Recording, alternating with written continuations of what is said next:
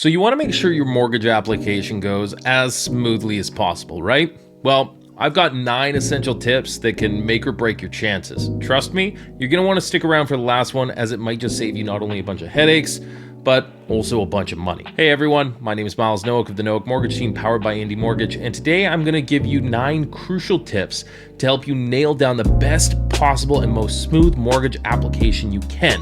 Whether you're a first-time home buyer or you've been around the block, these tips are going to make your journey to home ownership or refinancing a whole lot smoother. So let's dive into it. Tip number 1, start early. Timing is everything. The earlier you start preparing for your mortgage application, the better. Talking to a mortgage professional early on is best, and keep in mind that everything in this process is going to take time. It's never too early to start preparing for this. It gives you time to gather documents, boost your credit score if needed, and avoid any surprises along the road. Think of it like training for a marathon. You really don't want to start sprinting on the day before the big race. Tip number 2, don't move your money around. I know it might be tempting to move money around to make everything look nice and tidy, but just don't. I've seen so many people take money from one account and move it to another to try and simplify things, but all it does is make things harder for the mortgage professional, the lender, and even yourself. If you move a larger sum or something around $3,000 or more from one account to another, the lender is going to need a paper trail on that transaction.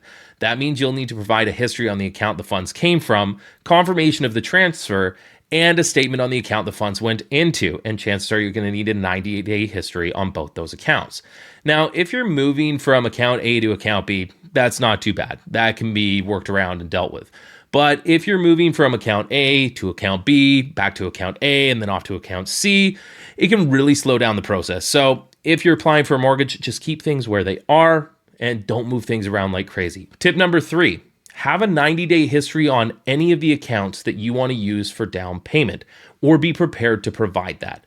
Any funds you're planning to use for the down payment need that 90-day history. If you just deposited money from an inheritance or a lucky scratch ticket you won, the lender's going to want to see and know where those funds came from. Paper trails are your best friends with your down payment.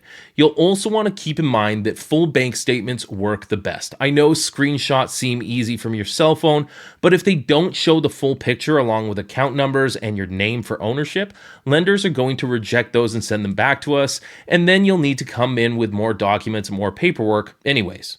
Just remember, full bank statements, and if there's large deposits, be prepared to share where it came from and provide confirmation of that. Tip number 4, notify your HR department or your employer that you're looking to purchase a house.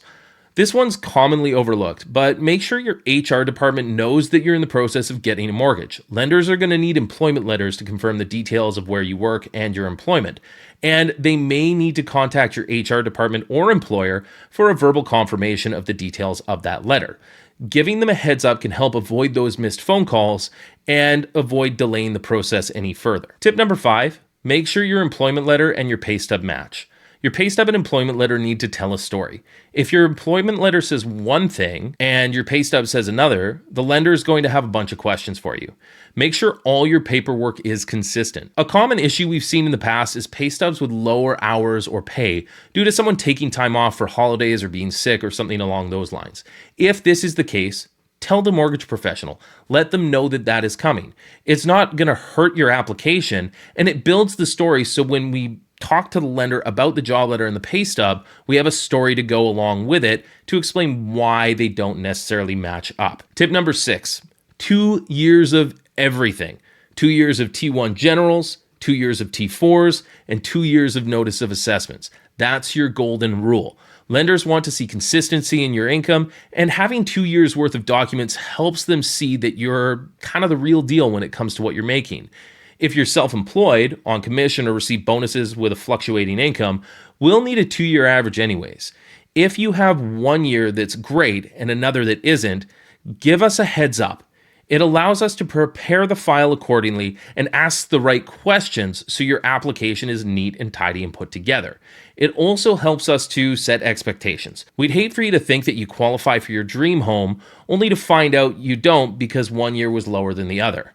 Best to get this out of the way up front, kind of like ripping off a Band-Aid. Tip number 7, and this is a big one, No vacations or big purchases until you sign at the lawyers or close your mortgage. I get it. You're stressed from house hunting and you want a quick getaway, but please, no vacations until after you close or sign with the lawyers. If the lender needs something last minute and you're off sipping margaritas, it could delay the whole process. And depending on your situation and the transaction, a delay could have significant and expensive consequences to you. Also, avoid making any large ticket purchases or financing any big purchases like a new car or furniture until after closing. These could affect your credit and debt ratios, which might jeopardize your approval. The general rule of thumb, save celebrating for after you get your mortgage or the purchase is closed. Tip number 8, stay on top of your credit cards. No late payments, no over limit balances. Lenders scrutinize credit history, and a late payment can raise red flags. Be on time and, if possible, every time, and keep those balances in check. If you're looking to build the best credit score possible, stay tuned. I've got a video coming out that will show you how to build or repair a credit score, ensuring that you look like a rock star to the lenders next time you submit a mortgage application. And finally, tip number 9, closing costs are a thing. Remember, it's not just your down payment you're trying to save for. Closing costs are real and they can add up. Budget for legal fees, appraisals, inspections, and land transfer tax where applicable, and other expenses like home insurance, so you're not caught off guard at the last minute. The last thing you want is to find out you're short and can't purchase the home you fell in love with just because of closing costs. Closing costs can depend on you, your application, and your location. Understanding these costs is crucial and can easily be navigated, you guessed it, by starting the process early. Make sure you're working with a mortgage professional that outlines these closing costs as soon as possible to make sure you understand those costs before you go shopping for a house. All right, so let's wrap this all up. These 9 tips are key to making sure your mortgage application process is as smooth, fast, and painless as possible. By following them, you'll not only increase your chances of an approval, but also set yourself up for the best rates and products tailored to your needs. The key takeaways here: start early, stay consistent, communicate well, and prepare for everything, including those pesky closing costs. Now, if you found these tips helpful, please give this video a like and consider hitting that subscribe button to help me grow the channel. And I'd also love to hear your mortgage experiences too.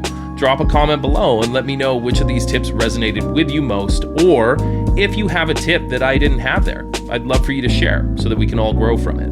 Once again, my name is Myles Nowik of the Nowik Mortgage Team. Thanks so much for watching. We'll catch you on the next one.